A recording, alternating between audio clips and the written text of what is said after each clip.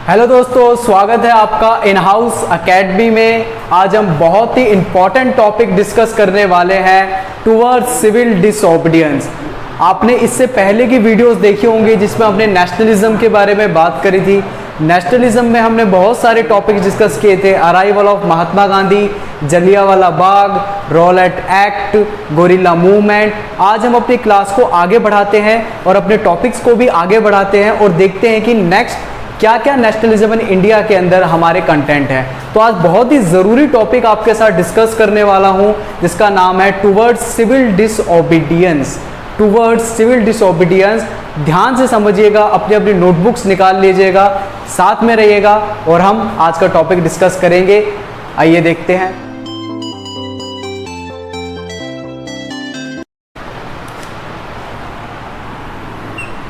आज का जो हमारा टॉपिक है इसका नाम है टुवर्ड्स सिविल डिसओबीडियंस। अगर आपने इससे पहले की वीडियोस देखी हो, अगर नहीं भी देखी हैं तो आप हमारी प्लेलिस्ट में जा करके हमारी पहले की वीडियोस देख सकते हैं जिसमें मैंने सिविल डिसओबीडियंस मूवमेंट के बारे में आपको हल्का फुल्का बताया है। आज हम इसी मूवमेंट को बहुत ही डीपली और गहराई से पढ़ने वाले हैं और बहुत ही फेमस एक और मूवमेंट जिसको हम दांडी मार्च या सॉल्ट मार्च के नाम से भी जानते हैं महात्मा गांधी का, उस मूवमेंट के बारे में भी हम आज की क्लास में डिस्कस करेंगे। तो आप अच्छी तरीके से समझिएगा।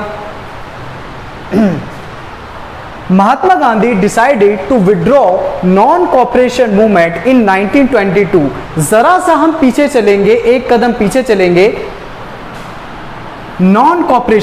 नॉन कॉपरेशन मूवमेंट में जरा हम एक स्टेप पीछे जाके देखेंगे कि आखिर ये नॉन कॉपरेशन मूवमेंट क्या था। मैंने आपको इससे पहले जस्ट इसके पहले वाली वीडियो में बता दिया था कि नॉन कॉपरेशन मूवमेंट का मतलब था कि महात्मा गांधी ने एक ऐसा मूवमेंट शुरू किया था जिसमें हमारे नॉर्मल जो सिटीजन्स थे वो ब्रिटिशर्स के साथ किसी भी तरीके का कॉपरेशन नहीं देंगे, किसी भी प्रकार का कॉपरेट नहीं करेंगे। इस मूवमेंट में हमने देखा था रूरल एरियाज के बारे में और अर्बन एरियाज के बारे में। रूरल एरियाज में क्या हुआ था? रूरल एरियाज के अंदर जितने भी जो लैंडलॉर्ड्स थे, जो जमींदार थे, उनकी जमीनों पर हमारे किसानों ने काम करना छोड़ दिया था क्योंकि वो उनसे बहुत ही ज्यादा बेगार लेते थे। रूरल एरियाज के साथ साथ हमने जब अर्बन एरियाज के बारे में डिस्कस किया तो अर्बन एरियाज में मैं बताऊं जितने स्टूडेंट्स थे जो स्कूल, कॉलेज, यूनिवर्सिटीज वगैरह में जाते थे, वो सारे के सारे स्टूडेंट्स ने ब्रिटिशर्स के रूल्स एंड रेगुलेशन के अगेंस्ट में जाकर के उनकी सर्विसेज को बायकॉट करना शुरू कर दिया था। नॉन कॉपरेशन मूवमेंट यही एक मूवमेंट है जो हमें सिखाता है कि हमें किसी भी तरीके का कॉपरेशन नहीं देना है, किसी भी तरीके से कॉपरेट नहीं करना है ब्रिटिशर्स के साथ। जो स्टूडेंट्स थे उन्होंने स्कूल कॉलेज जाना छोड़ दिया, जो एम्प्लॉयज थे उन्होंने ऑफिसेज जाना छोड़ दिया, जो लॉयर थे उन्होंने कोर्ट जाना छोड़ दिया, क्योंकि महात्मा गांधी एक बात समझ चुके थे कि ब्रिटिशर्स हमारे देश के अंदर ट्रेड करने आए थे, अपनी सर्विसेज यहां पर चलाने के लिए आए थे। अगर हम उन्हीं सर्विसेज को बायकॉट कर दें पीसफुल तरीके से, अगर उन्हीं सर्विसेज को हम पीसफुल तरीके से बायकॉट कर देते हैं तो मे बी अंग्रेज हमारे देश को छोड़ करके चले जाएं और बहुत ही जल्दी हमें फ्रीडम मिल जाए। तो नॉन कॉपरेशन मूवमेंट यही एक मूवमेंट था जिससे हमको फ्रीडम मिल सकती थी अकॉर्डिंग टू महात्मा गांधी। लेकिन नॉन कॉपरेशन मूवमेंट को विड्रॉल कर लिया गया। क्या कर लिया गया? विड्रॉल कर लिया गया। कब किया गया विड्रॉ दोस्तों? इनको विड्रॉल किया गया 1922 में। जी हां, 1922 में नॉन कॉपरेशन मूवमेंट को महात्मा गांधी ने विड्रॉल किया। क्यों किया था विड्रॉल? इसलिए किया था क्योंकि उत्तर प्रदेश के गोरखपुर डिस्ट्रिक्ट में एक जगह है चौरी चौरा। यहां पर एक इंसिडेंट मैं आपको बताता हूं। चौरी चौरा इंसिडेंट हो गया था। उस चौरी चौरा इंसिडेंट की वजह से महात्मा गांधी ने क्या किया? इस मूवमेंट को विड्रॉल कर लिया। आखिर क्यों उन्होंने इस मूवमेंट को विड्रॉल किया था? चौरी चौरा में एक पुलिस स्टेशन था जहां से एक पीसफुल तरीके से एक रैली गुजर रही थी। पुलिस वालों को लगा कि शायद यहां पर प्रोटेस्ट हो सकता है, ये लोग वायलेंस कर सकते हैं, तो पुलिस वालों ने उनके ऊपर फायरिंग करना शुरू कर दिया था। गुस्से में आकर के हम भीड़ ने, जो पीसफुल तरीके से जा रहे थे, उन्होंने गोरखपुर के पुलिस स्टेशन, चौरी चौरा के पुलिस स्टेशन के अंदर आग लगा दी थी। काफी सारे पुलिस वालों की वहां पर डेथ हो गई थी और पूरी तरीके से एक नॉन वायलेंट मूवमेंट वायलेंस में कन्वर्ट हो गया। यानी कि एक नॉन वायलेंट मूवमेंट जैसे ही वायलेंस में कन्वर्ट हुआ और वो महात्मा गांधी के सत्याग्रह के खिलाफ था। किसके खिलाफ था दोस्तों? महात्मा गांधी के सत्याग्रह के वह खिलाफ था। क्योंकि मैंने आपको चैप्टर के स्टार्टिंग में ही बताया था, महात्मा गांधी के दो वेपन हैं, नॉन वायलेंस एंड ट्रूथ। महात्मा गांधी ने वायलेंस करने से बना किया, और यहां पर जैसे ही वायलेंस होता है तो महात्मा गांधी ने फौरन अपने मूवमेंट को उसी टाइम वापस ले लिया, विड्रॉल कर लिया। अब जितने भी स्टूडेंट मेरे को इस समय देख रहे हैं, मैं उनसे एक ही बात बोलता हूं कि ये क्वेश्चन आपके सीबीएसई में बहुत बार आया है कि नॉन कोऑपरेशन मूवमेंट को विड्रॉल क्यों किया गया था? Because of Chauri Chaura incident non cooperation movement को विड्रॉल कर लिया गया था। आपको समझ में आया? आगे चलते हैं। The movement was turning violent in many places and Satyagrahi needed properly for the mass struggle। क्योंकि ये जो मूवमेंट था हमारे देश की काफी सारी जगहों के ऊपर, काफी सारी जगहों में वॉयलेंस फैला रहा था, वॉयलेंस में कन्वर्ट हो गया था, टर्न हो गया था, जिसकी वजह से हमने इस मूवमेंट को वापस ले लिया। महात्मा गांधी की स्टेटमेंट थी, अगर हम इस मूवमेंट को, नॉन कोऑपरेशन मूवमेंट को तरीके से अगर हम इसको इंप्लीमेंट करते हैं तो 1 साल के अंदर हमारे देश को आजादी मिल जाएगी। लेकिन यह मूवमेंट वॉयलेंट में कन्वर्ट हो गया तो महात्मा गांधी ने इसको विड्रॉल कर लिया। आगे देखते हैं। CR Das and Motilal Nehru form the Swaraj party with in the Congress and argue for.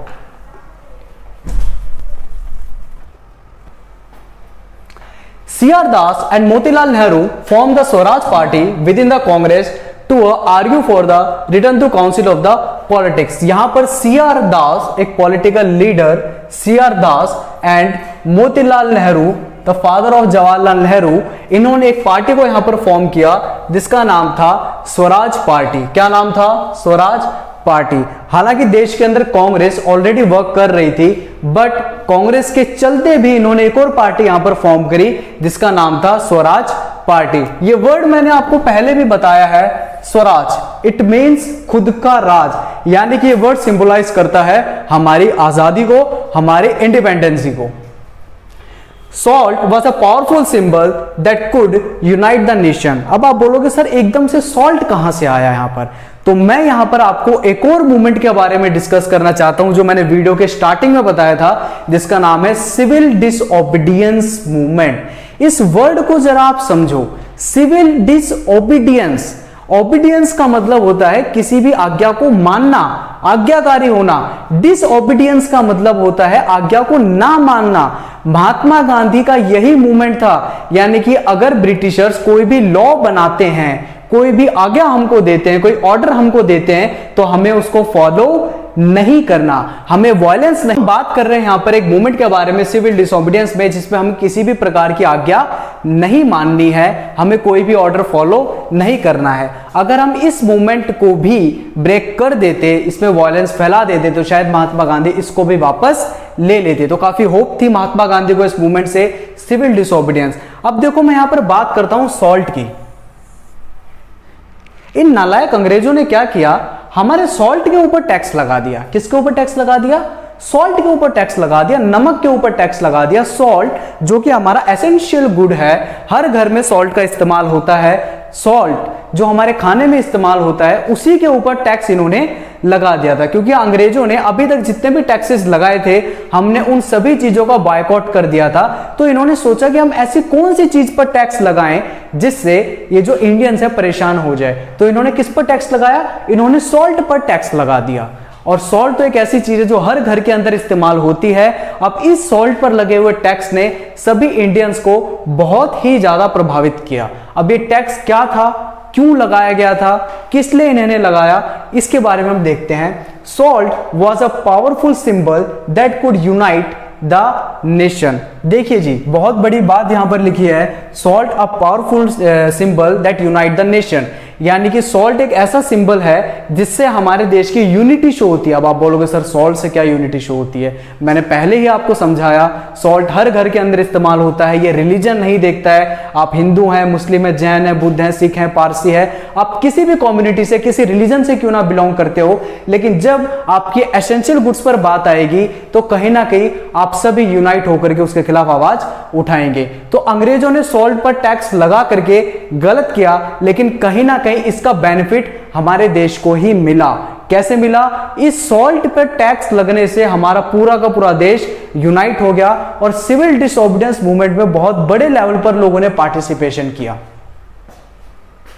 Salt march accompanied by the 78 of his trusted volunteers. Mahatma Gandhi ने लॉर्ड इरविन को एक लेटर लिखा था। महात्मा गांधी ने लॉर्ड इरविन को एक लेटर लिखा। उस लेटर में महात्मा गांधी ने अपने 11 डिमांड्स को रखा। लॉर्ड इरविन कौन थे? लॉर्ड इरविन उस समय के हमारे वायसरॉयज थे। तो उन्होंने क्या किया, अपनी 11 डिमांड्स को उस लेटर में लिखा। अब ये जो 11 डिमांड्स थी, इसमें से एक डिमांड ये थी कि सॉल्ट पर लगा हुआ जो टैक्स था उसको हटा दिया जाए। ध्यान से समझिएगा, इन्होंने 11 डिमांड रखी। किन्होंने रखी? महात्मा गांधी ने लॉर्ड इरविन के सामने 11 डिमांड रखी, जिसकी वजह से उन्होंने बोला कि टैक्स को क्या हटा दिया जाए। ठीक है जी। इस समझौते को या इन डिमांड्स को गांधी इरविन पैक्ट के नाम से भी जाना जाता है। Gandhi Irwin pact. Lord Irwin ने क्या किया, उनके 11 डिमांड्स को खारिज कर दिया और बोला कि आपकी कोई भी डिमांड नहीं मानी जाएगी। महात्मा गांधी ने एक बात बोली कि अगर आप हमारी डिमांड्स नहीं मानेंगे तो मजबूरन मुझे एक नया मूवमेंट शुरू करना पड़ेगा। लॉर्ड इरविन ने उनको इग्नोर किया और यही लॉर्ड इरविन की सबसे बड़ी गलती थी। फौरन महात्मा गांधी ने अनाउंस एक मूवमेंट किया और इस मूवमेंट का नाम था सिविल डिसओबीडियंस मूवमेंट, जिसके तहत एक मार्च चलाई गई और इस मार्च का नाम था दांडी मार्च। दांडी मार्च माय डियर फ्रेंड यहां पर शुरू की गई दांडी मार्च। अब क्या थी दांडी मार्च? दांडी एक जगह है जो कि गुजरात में है, समुद्र के किनारे है, ओशियन के पास है। महात्मा गांधी ने अपने आश्रम, क्या नाम था महात्मा गांधी का आश्रम का? Very good, Sabarmati. साबरमती आश्रम से दांडी तक की एक मार्च निकाली। अपने कितने वॉलंटियर्स के साथ ये मार्च निकाली? 78 वॉलंटियर्स के साथ ये मार्च निकाली गई थी। कहां से कहां तक? साबरमती आश्रम से कहां तक? दांडी तक एक मार्च निकाली गई। और कितने वॉलंटियर्स थे स्टार्टिंग में? 78 वॉलंटियर्स थे।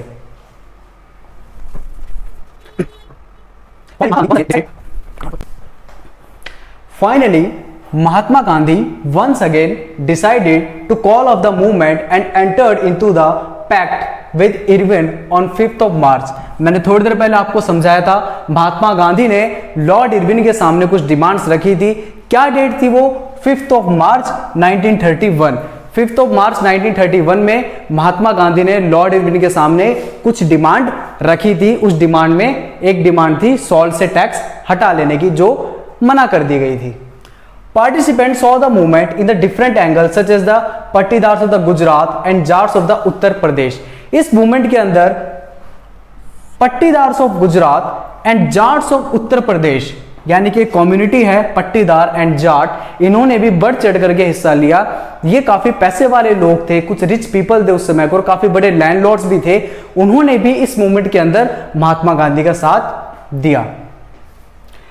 To organize business interests, form an Indian Industrial and Commercial Congress in 1920, the Federation of the Indian Chamber.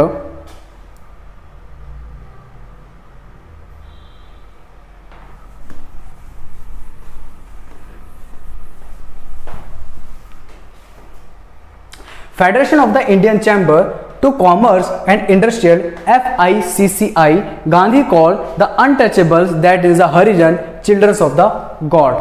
महात्मा गांधी ने जब इस मूवमेंट को चलाया तो इस मूवमेंट की सबसे बड़ी प्रॉब्लम यह थी कि इसके अंदर SC एंड ST, जिनको एक वर्ड से पुकारा जाता था दलित, उनको शामिल नहीं किया गया, या दलित खुद इस मूवमेंट के अंदर उन्होंने पार्टिसिपेशन नहीं दिया था। क्यों? क्योंकि दलित्स का मानना था अगर हम इस मूवमेंट में पार्टिसिपेट तो कर दें, लेकिन इस आजादी का फायदा क्या होगा? जनरल कैटेगरी के जो लोग हैं फिर से हमको दबाना शुरू करेंगे। तो यहां पर महात्मा गांधी ने दलित्स को एक बात बोली और उस बात के तहत उन्होंने दलित को हरिजन वर्ड से पुकारा। कौन से वर्ड से?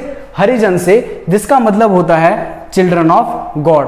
महात्मा गांधी ने अनटचेबिलिटी को खत्म करने के लिए इनके लिए, दलित के लिए एक वर्ड का इस्तेमाल यहां पर किया, Harijan, that means children of God. In fact Dalits की इमेज को और इंप्रूव करने के लिए महात्मा गांधी ने खुद टॉयलेट्स वगैरह को भी यहां पर साफ करने की एक नीति अपनाई थी। उन्होंने सफाई की, उन्होंने टॉयलेट्स को साफ किया और इसी क्लीनिनेस मूवमेंट के तहत हमारे देश का स्वच्छ भारत अभियान भी चलाया गया है, जो नरेंद्र मोदी जी ने लॉन्च किया था 2 अक्टूबर को।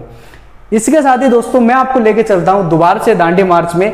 जैसे ही हरिजन SC ST हमारे साथ शामिल हो गए थे, उसके कुछ टाइम बाद ही ये जो मूवमेंट है ये स्टार्ट हो गया था। स्टार्टिंग में 78 वॉलंटियर्स थे, 240 किलोमीटर्स का डिस्टेंस इन्होंने तय किया। कितने दिनों में तय किया? 24 डेज में तय किया था। कितने दिनों में? 24 डेज में 240 किलोमीटर्स का इन्होंने रास्ता तय किया, साबरमती से दांडी तक का। पर डे 10 किलोमीटर ये चलते थे और हर दिन 10 किलोमीटर चलने के बाद फाइनली दांडी पहुंचे। ओशन के वाटर को बॉईल करके वहां पर नमक को बनाया और सॉल्ट लॉ को ब्रेक किया। यही था सिविल डिसओबीडियंस। अंग्रेजों ने क्या बोला? सॉल्ट के ऊपर टैक्स लगा देना। इन्होंने अंग्रेजों के साथ कोई झगड़ा नहीं किया, कोई वॉयलेंस नहीं की और सीधी तरीके से ओशन के पास गए, वाटर को बॉईल किया, नमक को बनाया और सॉल्ट लॉ को ब्रेक किया। यही था हमारा दांडी मार्च और यही है हमारा सिविल डिसओबीडियंस मूवमेंट, जिसमें 78 वॉलंटियर्स थे। और जब वहां से हम वापस आ रहे थे तो Mahatma Gandhi all over India में फेमस हो चुके थे और दांडी मार्च की जो खबर है वो इंग्लैंड तक पहुंच गई थी। आपको दोस्तों समझ में आया आज का हमारा ये सेशन, जो हमने बहुत ही इंपॉर्टेंट दांडी मार्च के ऊपर डिस्कशन किया। आशा है आपको हमारा सेशन समझ में आया होगा। इसी प्रकार से जुड़े रहिएगा, लाइक शेयर सब्सक्राइब करते रहिएगा। बाकी हम समय समय पर आपसे मिलते रहेंगे। Thank you.